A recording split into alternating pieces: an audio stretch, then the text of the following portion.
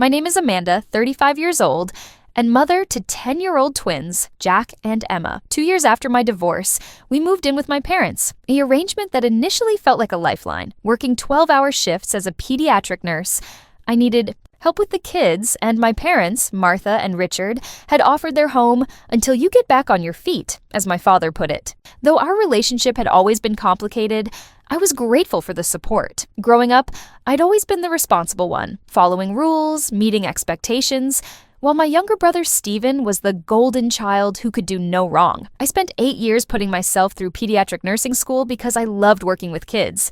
My path was steady, if not flashy. Stephen, by contrast, dropped out of college, launched a tech business funded by our parents, and now made 6 figures at 32. This pattern of favoritism was so ingrained, I barely noticed it anymore.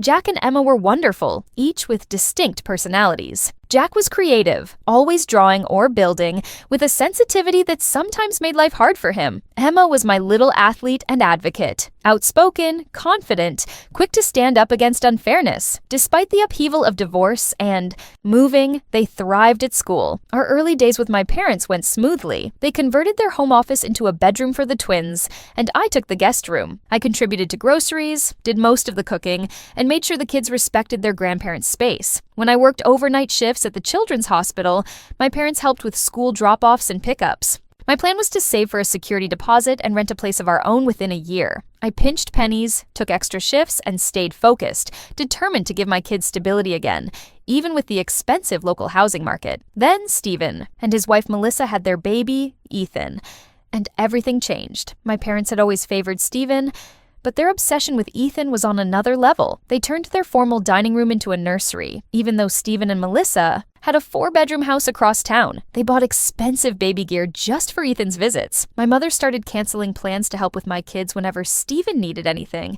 saying, "Your brother needs more support. He's new to parenting." She never acknowledged that I'd been a single mom for 2 years.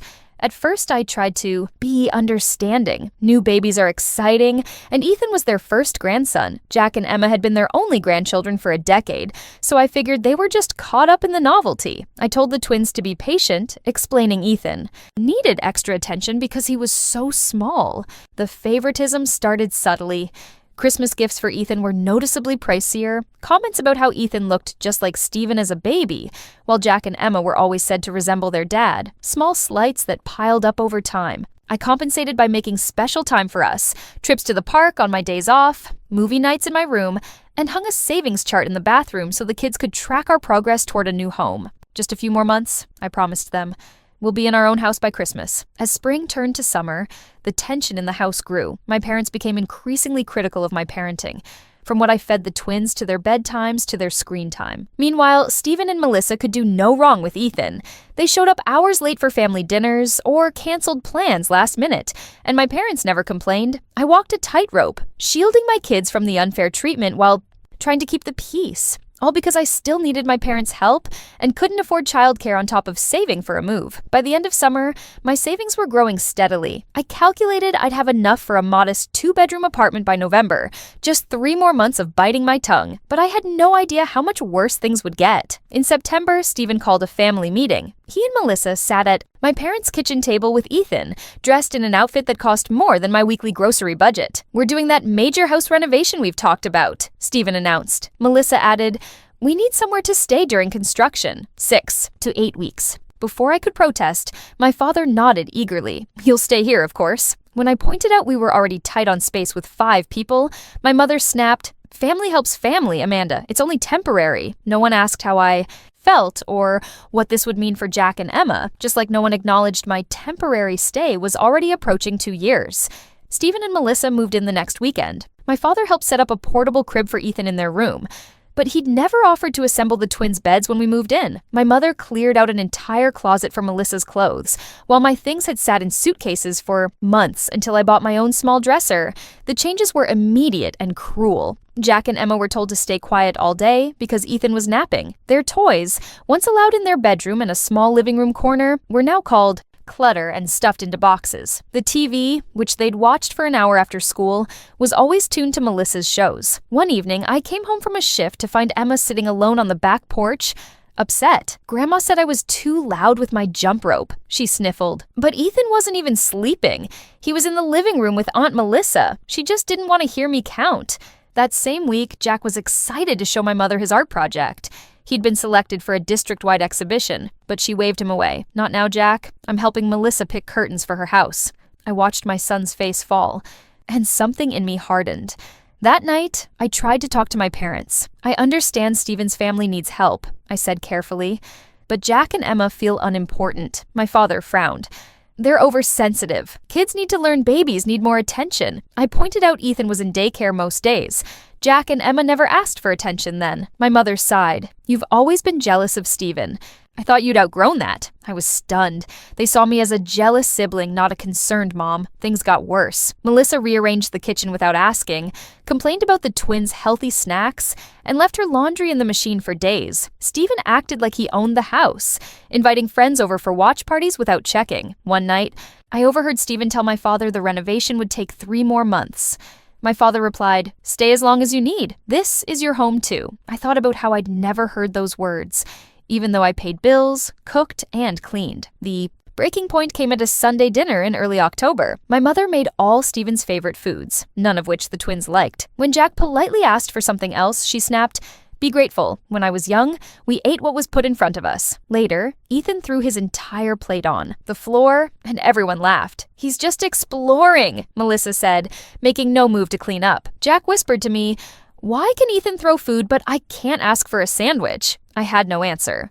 That week, someone took the twins' artwork off the fridge to make space for Ethan's daycare schedule and photos. Melissa said, "I needed the information front and center. I didn't think anyone would mind." The twins stopped using the common areas, retreating to their small bedroom. I started taking them to the public library after school, anywhere they wouldn't be shushed or criticized. A coworker, Nancy, noticed my stress and asked about home. I poured out the whole story. "It sounds like your parents treat Steven's family as guests of honor, and you as inconvenient roommates," she said. "That's not healthy." Her words made me realize how normalized the dysfunction had become. That evening, I called a realtor friend. "I need to get my kids out of here. Sooner, not later." By mid-October, Steven and Melissa had fully taken over the house with my parents' support. The renovation, once 6 to 8 weeks, was now indefinite. I came home one day to find my parents had bought a $400 high chair for Ethan, this after they'd complained about Jack's asthma medication, which my insurance only partially covered. "We want Ethan to be comfortable," my mother said when I questioned it. "Jack needs to breathe," I shot back, unable to hide my anger. My mother stared at me like I was unreasonable. "Your father and I are on a fixed income. We can't cover everything for your kids." She ignored that I paid all my kids' expenses and contributed to household bills, while Steven and Melissa, both high earners, paid nothing. Next, Emma was practicing her clarinet for band class. Her teacher had scheduled a virtual practice when Melissa stormed in. "Can't you do that later? Ethan's napping, and I have a call in 10 minutes. Emma apologized and put her instrument away, then cried to me she'd missed practice and would be unprepared for her evaluation. When I suggested a schedule to accommodate everyone, Melissa dismissed me. "My calls and Ethan's sleep come first. Emma can practice her little hobby anytime." Jack struggled too. His teacher emailed, worried about his withdrawal and declining grades. "Grandma and Grandpa get mad at us for everything," he told me, "but never at Ethan or Uncle Steven or Aunt Melissa." I took more shifts at the hospital, earning extra money for our escape, and avoiding the tension. My parents called it shirking, responsibility. Steven and Melissa were glad I was gone. The final straw came at a late October family dinner. My mother ranted about how gifted Ethan was.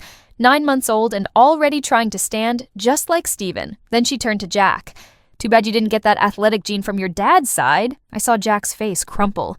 My Aunt Susan, who'd always been kind to us, pulled me aside after dinner. "This isn't healthy for your kids. They deserve better than second-class treatment." I told her I have a plan. I'd been meeting with my realtor during lunch breaks and found a small 3-bedroom house, 10 minutes from the hospital, same school district for the twins. The rent was tight, but my steady job and good credit got me approved. I signed the lease the week before, keeping it secret to avoid disappointing the kids. Move-in was November 1st, 1 week away. I'd ordered furniture and set up utilities in my name. The next morning, I heard Steven tell my father the renovation would take 3 more months. "Maybe we'll stay through the holidays." My father replied, "This is your home?" No one mentioned my temporary stay. That evening, I took the twins for ice cream, rare for a weekday. and told them, no matter what Grandma and Grandpa do, you're amazing and valuable. Their treatment isn't your fault. Emma studied me. Are we moving soon? I was surprised. She'd noticed my new determination. Just keep being yourselves a little longer, I said. When we got home, Melissa complained about the twins' backpacks in the hallway, even though Ethan's stroller and toys cluttered the house. Kids need to clean up after themselves, she lectured. I smiled tightly. We just had to endure a few more days. But 2 days later, I was at work when I got texts from Jack and Emma. Grandpa and Uncle Stephen are moving our stuff to the basement. Grandma says we have to live there. It's cold and gross and has spiders. My heart raced. I called home, no answer. I texted Emma, I'm coming home. Stay calm. I begged my supervisor for coverage, then spent an hour wrapping up patient care before rushing home. The scene inside confirmed my worst fears. Jack and Emma sat on the couch, eyes red. My mother and Melissa drank tea in the kitchen, like nothing was wrong. Why are my kids' things in the basement? I asked. Melissa said, we need space for Ethan's nursery and my home office. My mother added, the kids are older, they can adapt. Ethan deserves the best rooms. I pointed out the basement was unfinished, moldy, freezing, and had only one small, stuck window. Jack has asthma. It could trigger an attack, I said. Stephen rolled his eyes. You're overreacting. Kids are resilient. My father shrugged. I added lights and old carpet scraps. They should be grateful they have a roof. In that moment, I saw them clearly. They valued Stephen's family above mine, and my kids deserved only scraps. I walked to the twins who looked at me with trust. I smiled. Pack your bags. Trust me. Only the important things. My father protested. Stop being dramatic. No one's asking you to leave. I turned to him. You made it clear where we stand. We deserve better. The twins packed their backpacks. Emma her clarinet, Jack his art supplies, and stuffed dragon. As we headed to the car, my family watched in shock. They'd thought I was dependent, that I couldn't leave. We stayed with Nancy, who'd offered her guest room. That night, as the twins slept, I felt a mix of sadness, anger, and peace. I'd stood up for us. The next day, we went back to get our things. My parents tried guilt-tripping me. We gave you a home. I reminded them I'd contributed financially and emotionally. This isn't about pride, I said. It's about my kids being safe and respected. Over the next weeks, we settled into our new house. Nancy and coworkers helped us move, turning it into a celebration. The twins grew lighter, joking and playing again. Jack's grades improved. Emma thrived in band. My parents showed up unannounced, begging us to come back. I set boundaries. You're welcome when you treat us with respect. 6 months later, our lives transformed. I got a promotion to charge nurse, better hours, higher pay. The twins blossomed. In their safe, happy home, my parents slowly acknowledged their favoritism. My father even helped me review a house inspection when I decided to buy. I'm proud of you, he said, a sentence I'd waited years to hear. We moved into our new house in May, with friends, coworkers, and even my parents helping. As the sun set on our first day, I watched Jack and Emma explore the yard. We'd come through the storm, found solid ground, a home where we could breathe. Family, I learned, isn't about blood or obligation. It's about respect, kindness, and choosing to value each other. And for the first time, my kids and I had that.